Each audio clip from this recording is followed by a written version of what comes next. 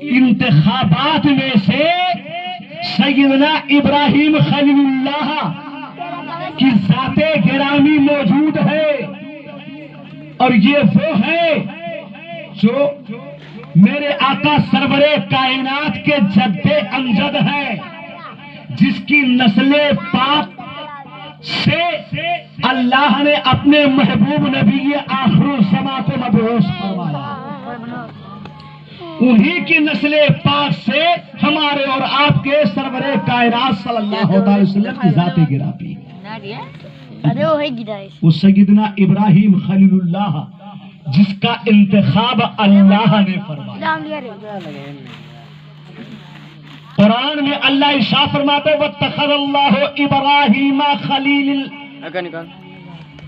واتخذ اللہ ابراہیم خلیلا، اور اللہ نے ابراہیم کو اپنا گہرا دوست بنایا۔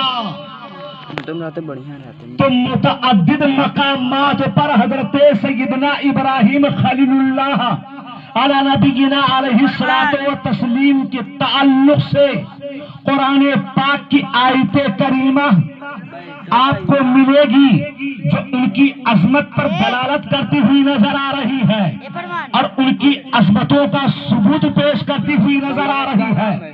آپ سیدنا ابراہیم خلیل اللہ میرے آقا سرور کائنات کے جد امجد کی عظمتوں کو کہاں دیکھا ہے؟ یہ سیدنا ابراہیم خلیل اللہ علی نبینا علیہ الصلوۃ والتسلیم ہے۔ اگر آپ پیدائش سے لے کر کے آپ کے سواہ طیبہ آپ کے سامنے دہرائی جائے، بات بڑی لمبی چوڑی ہو جائے گی، لیکن عرض کرنے کا مقصد اور منشا یہ ہے اللہ نے انتخاب فرمایا سیدنا ابراہیم خلیل اللہ کا، تو سیدنا ابراہیم خلیل اللہ کی عظمتیں کیا ہیں وہ آپ ذرا سا دیکھیں گے۔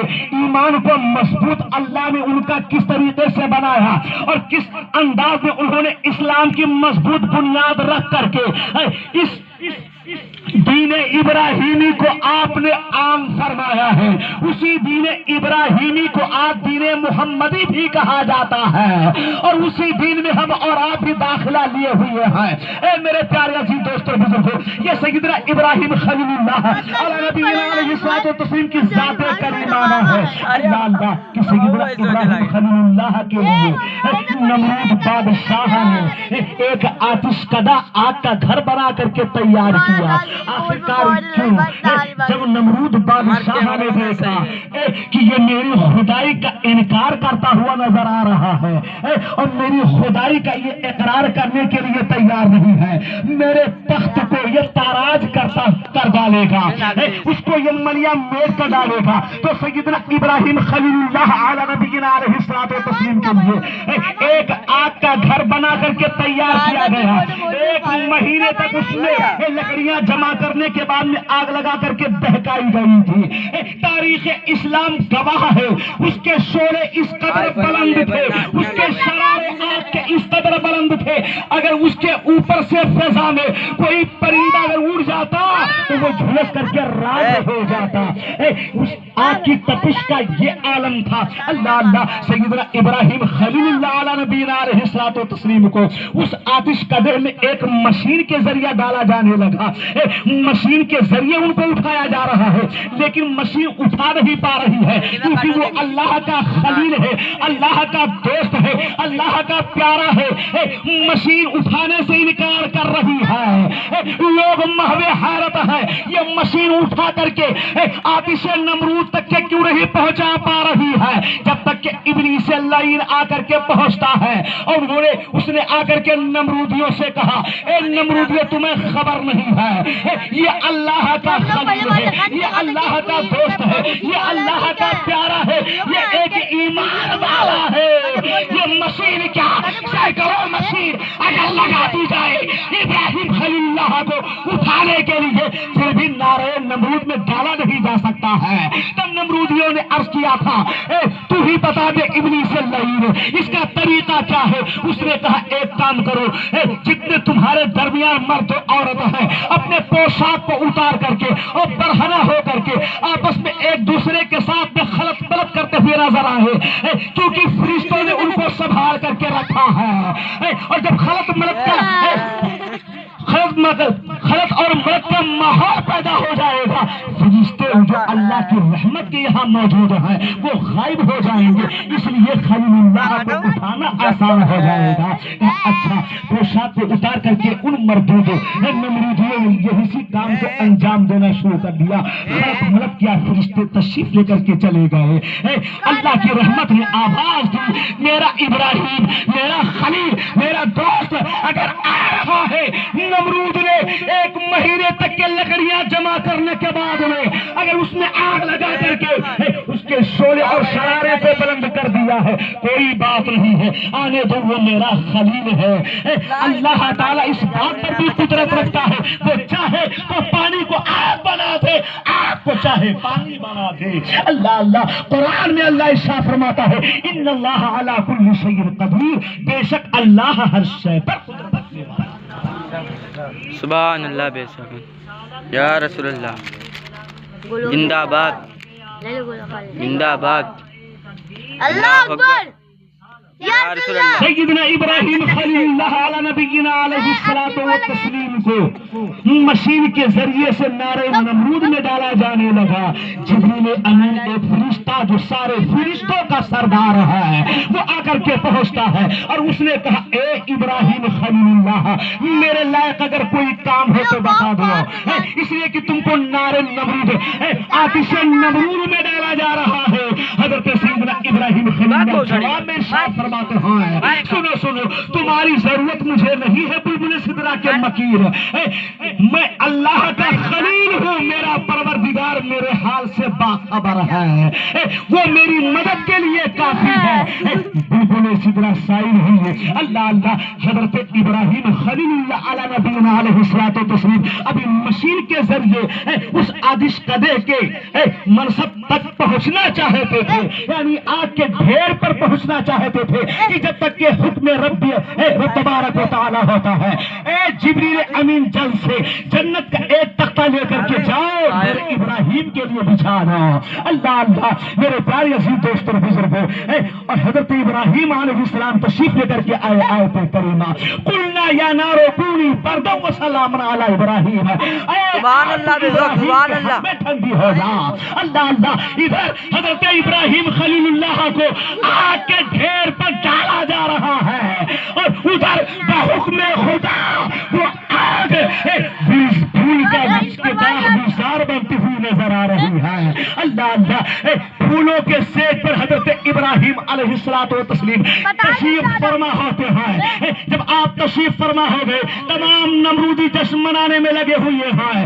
آج ہم نے ابراہیم خلیل اللہ کو اس دہکتی ہوئی آگ میں ڈال دیا ہے، جس کے شرارے آسمان سے باتیں کر رہے تھے، جس کے اوپر سے اگر فضا میں کوئی چڑیا پرندہ اڑ کے چلا جائے تو بچنا دشوار تھا، اس میں ابراہیم کو ڈالا جا چکا ہے۔ اب ابراہیم کی موت نے اس کو اچک لیا ہوگا، اس کی لاش جل کر کے راکھ ہو چکی ہوگی۔ اللہ لیکن نمرود کی ایک بیٹی جو اپنے محل کے چھت سے دیکھ رہی تھی، تمام تماشائی ہر جانب کھڑے ہوئے ہیں اس منظر اور اس نظارے کو دیکھنے کے لیے۔ اللہ اس نمرود کی بیٹی کا نام جس کا رغفہ تھا، وہ اپنے شاہی محل کے چھت پر بیٹھ کر کے اس منظر کو دیکھ رہی تھی۔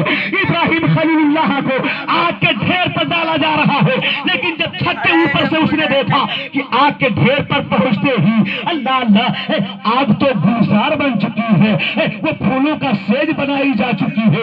اللہ وہاں نورانی تخت بچھا ہوا ہے۔ حضرت جبریل فرماتے ہیں، پلک جھپکنے سے پہلے میں وہاں آ کر کے پہنچ گیا، اتنی تیزی کے ساتھ میں۔ اے میرے پیارے عزیز دوست اور بزرگوں، آگ گلزار ہو چکی ہے۔ جب نمرود کی بیٹی رغفہ نے دیکھا کہ حضرت ابراہیم خلیل اللہ جو ایک اللہ کی وحدانیت کا نعرہ جا بجا بلند فرماتے نظر آ رہے تھے اور لوگوں کو رشد و ہدایت کی تعلیم دے رہے تھے، اے خدائے وحدہ لا شریک کی طرف بلا بلا کر کے لوگوں کو جو دعوت عظیم دے رہے تھے، جن کے لیے میرے باپ نے آتش کدے کا انتظام کیا تھا، اب وہ آتش کدا نہ رہا، وہ رحمتوں کا گھر بنا نظر آ رہا ہے، وہ رحمتوں کا گھر بنا نظر آ رہا ہے۔ رغفہ اسی شاہی محل کے چھت سے اس نے چھلانگ لگا دیا۔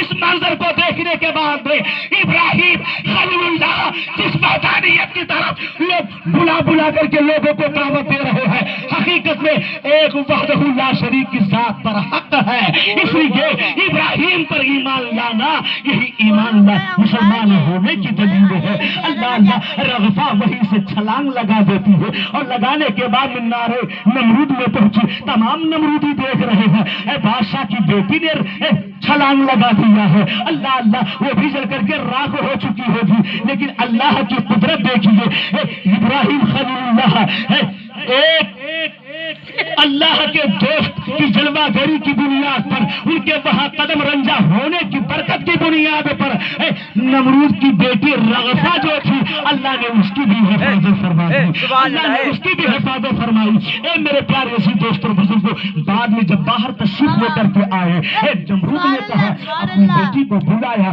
اور بلانے کے بعد نے کہا او بیٹی سنو سنو، تمہیں خبر نہیں ہے میں اس کے خدا کا انکار کر رہا ہوں اور یہ اپنے خدا کی طرف بلا رہا ہے، میری خدائی میں مذاق لگانا چاہتا ہے، میرے طرف سے تراش کرنا چاہتا ہے۔ او بیٹی ابراہیم کے دین کو قبول مت کرو، ابراہیم کا کلمہ مت پڑھو، ابراہیم کے اقتداء میں مت چلو۔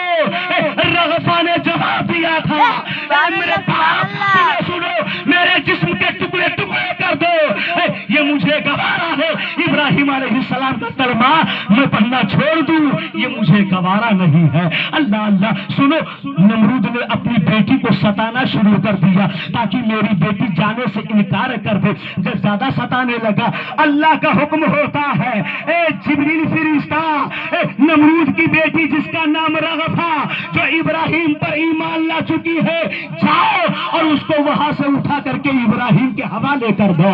اللہ اے میرے پیارے عزیز دوستوں بزرگوں، اللہ کی رحمت کے فرشتے اٹھا کر کے اس کو لا کر کے حضرت ابراہیم خلیل اللہ کے حوالے فرما رہے ہیں۔ اسلام کی بنیاد کو حضرت سیدنا ابراہیم خلیل اللہ مضبوط کرتے ہوئے نظر آ رہے ہیں۔ نعرے نمرود میں ڈالے گئے، پھر بھی توکل کا یہ عالم ہے، اللہ پہ مکمل بھروسہ ہے۔ جب حضرت سارہ نے کہا اے ابراہیم خلیل اللہ، اسماعیل اور ہاجرہ کو لے کر کے میری نظر کے سامنے سے اچھل کر دو، کسی اور مقام پر چھوڑو، آج چاہے زمزم اور مکہ شریف موجود ہے، تمام حجاج جا کر کے جس کعبۃ اللہ کا طواف کرتے ہیں، یہ کعبہ ابراہیم خلیل اللہ سبحان اللہ بے شک، سبحان اللہ۔ اللہ پہ توکل دیکھیے، ابراہیم خلیل اللہ نے حضرت اسماعیل اور ہاجرہ کو لیا، چند کھجوریں ساتھ میں، ایک مشکیزہ پانی ہے، لے جا کر کے سیدنا ابراہیم خلیل اللہ نے اس عرب کی پتھریلی سرزمین پر جہاں ببول کے کانٹے دار درخت لگے ہوئے تھے، اسی چٹیل میدان کے قریب میں لے جا کر کے ایک مقام پر ٹھہرایا جہاں آج زمزم شریف کا کنواں موجود ہے، اس مقام پر چھوڑا۔ اللہ چند کھجور ہے، ایک مشکیزہ پانی پیش کر دیا اور کہا یہ اسے قبول کر لیجیے۔ حضرت سیدنا ہاجرہ رضی اللہ تعالی عنہا ارشاد فرماتی ہے پھر آپ کہاں تشریف لے کر کے جا رہے ہیں؟ کوئی جواب نہ ملا۔ کہاں تشریف لے کر کے جا رہے ہیں؟ کوئی جواب نہ ملا۔ لیکن سنو، حضرت اسماعیل اور حضرت ہاجرہ کو اسی چاہے زمزم کے پاس میں چھوڑا تھا، جو چٹیل میدان تھا، ببول کے کانٹے دار فقط پیڑ لگے ہوئے تھے۔ اللہ یہ توکل ابراہیم خلیل اللہ کا تھا، اللہ اور ان کا توکل کے یہ عالم تھا، ایمان کے پختگی کا یہ عالم تھا، تو ادھر حضرت ہاجرہ کے بھی ایمان کے پختگی کا عالم الگ نظر آ رہا ہے، تو سیدنا اسماعیل ذبیح اللہ کے ایمان کے پختگی کا بھی عالم نظر آ رہا ہے۔ اللہ حضرت سیدنا ہاجرہ فرماتے ہیں اے ابراہیم خلیل اللہ، ذرا یہ تو بتائیے آپ اس چٹیل میدان میں ببول دار کانٹوں کے پیڑوں کے درمیان میں آپ مجھے چھوڑ کر کے کہاں تشریف لے کر کے جا رہے ہیں؟ کوئی جواب نہ دیا۔ تب حضرت ہاجرہ رضی اللہ تعالیٰ عنہا ارشاد فرماتی ہے ذرا یہ بتائیے کیا اللہ کا اس طرح حکم ہے تب چھوڑ کر کے آپ جا رہے ہیں؟ حضرت سیدنا ابراہیم خلیل اللہ نے جواب دیا اللہ کا حکم ہے اس لیے چھوڑ کر جا رہا ہوں۔ تب سیدنا حضرت ہاجرہ رضی اللہ تعالیٰ عنہا جو اللہ کی نیک بندی تھی، انہوں نے سکون و اطمینان کا سانس لیا کہ میرے پروردگار کا حکم ہے تو ضرور وہ ہم دونوں کی حفاظت فرمائے گا. اللہ اللہ وہ ہم دونوں کی ضرور حفاظت فرمائے گا. عالم یہ نکلا کہ آج اسی مقام پر چاہے زمزم کا چشمہ نظر آ رہا ہے اور اپنے بیٹے کی پیاس کو بجھانے کے لیے حضرت ہاجرہ صفا و مروہ کا 7 مرتبہ دوڑ لگائی تھی. اللہ کو اتنا پسند آیا ہاجرہ کے دوڑ کو صبح قیامت تک کے ہر حاجی کے لیے صفا و مروہ کا سعی کرنا لازم قرار دے دیا. جب تک کہ صفا و مروہ کا تم سعی نہیں کرو گے تمہارا حج قبول بارگاہ نہیں ہو سکتا ہے. اے میرے پیارے عزیز دوستوں بزرگوں، وہ ان کے ایمان اور توکل کا عالم تھا. اللہ نے جس کا چاہا اس کا انتخاب فرما دیا. سبحان اللہ. جس کا چاہا اس کا انتخاب فرما لیا. اللہ اللہ کہاں سیدنا ابراہیم خلیل اللہ علی نبینا علیہ الصلوۃ والتسلیم کے سواہ عمری کا مطالعہ آپ کریں گے. اللہ اللہ مال کی بات آئی تو کل مال اللہ کی راہ میں قربان کرتے ہوئے نظر آ رہے ہیں. اللہ اللہ 80 سال کے بڑھاپے میں بڑی منت و سماجت اور دعا کرنے کے بعد میں اللہ نے جب دعا قبول فرمائی تو ایک بیٹا عطا کیا جس کا نام اسماعیل ذبیح اللہ ہے. وہی سیدنا ہاجرہ کے ساتھ میں چاہے زمزم کے قریب میں بیٹھ کر کے دودھ پیتا ہوا نظر آ رہا ہے. اللہ اللہ یہ سیدنا اسماعیل ذبیح اللہ جو تھوڑا سا بڑے ہو گئے مؤرخ بیان کر رہے ہیں 13 سال کی غالباً عمر ہو چکی تھی. اللہ اللہ تو ایسے عالم میں فرشتوں نے کہا میرے پروردگار ابراہیم تو تیرے خلیل تھے، وہ تیرا دوست ہے، وہ تیرا دوست ہے، اور لیکن میرے پروردگار تو نے بیٹا عطا کر دیا 80 سال کے بڑھاپے میں. اب وہ تجھ سے پیار کرنا کم کر دیے ہوں گے، اب بیٹے سے زیادہ محبت کرنے لگے. اللہ اللہ رب نے فرمایا فرشتوں تم میرے خلیل کو نہیں جانتے، میرا خلیل مجھ سے کتنی محبت کر رہا ہے وہ میں جانتا ہوں. فرشتوں نے کہا ضرور فرق آ گیا ہوگا. اللہ اللہ تب اللہ نے عالم خواب میں بشارت دی اے میرے دوست ابراہیم خلیل اللہ تم اپنی محبوب ترین چیز کی قربانی پیش کرو. اللہ اللہ تو پہلی رات کا خواب دیکھنے کے بعد میں صبح کو اٹھے 8ویں ذی الحجہ کو اونٹ کی قربانی پیش کی. دوسری شب میں خواب نظر آیا تو دوسری 9ویں ذی الحجہ کو آپ نے پھر اونٹ کی قربانی پیش کی. پھر عالم خواب میں کیا بشارت دی جا رہی ہے اے ابراہیم جو تمہیں محبوب ہو جو عزیز ہو وہ مال وہ چیز میری راہ میں قربان کرو. حضرت ابراہیم خلیل اللہ یہ سمجھ گئے اگر میرے نزدیک کوئی عزیز زیادہ چیز ہے تو 80 سال کے بڑھاپے میں مجھے اسماعیل ملا ہے. غالباً اسی بیٹے کے تعلق سے قربانی کا ہمیں حکم دیا جا رہا ہے. اللہ اللہ حضرت سیدنا ابراہیم اسماعیل ذبیح اللہ کی قربانی کی بات اگر آئی تو علماء کے زبانی آپ سماعت کر چکے ہیں. یہ واقعہ بہت مشہور ہے. حضرت اسماعیل ذبیح اللہ کو بھی اللہ کے حضور میں حضرت ابراہیم خلیل اللہ نے پیش فرما دیا. اے میرے پیارے عزیز دوستوں بزرگوں یہ ہیں جنہوں نے اسلام کی بنیادوں کو مضبوط کر دیا ہے اور صبح قیامت تک کے ان ارکان اسلام کو لوگ ادا ہی کرتے ہوئے نظر آئیں گے. اسی اسلام کی تحفظ و بقا کے لیے تمہیں خبر نہیں ہے آج ہما ہمی کا ماحول نظر آ رہا ہے. لوگوں کے دلوں پر دہشت تاری نظر آ رہی ہے. ایک دوسرے کو لوگ دے کر کے ٹہلتے ہوئے نظر آ رہے ہیں. تمہیں خبر نہیں ہے عمر بن خطاب امیر المومنین ہے، مدینہ طیبہ کی سرزمین ہے. اللہ اللہ مدینہ طیبہ میں سرکار عمر فاروق اعظم رضی اللہ تعالیٰ جلوہ فرما ہے.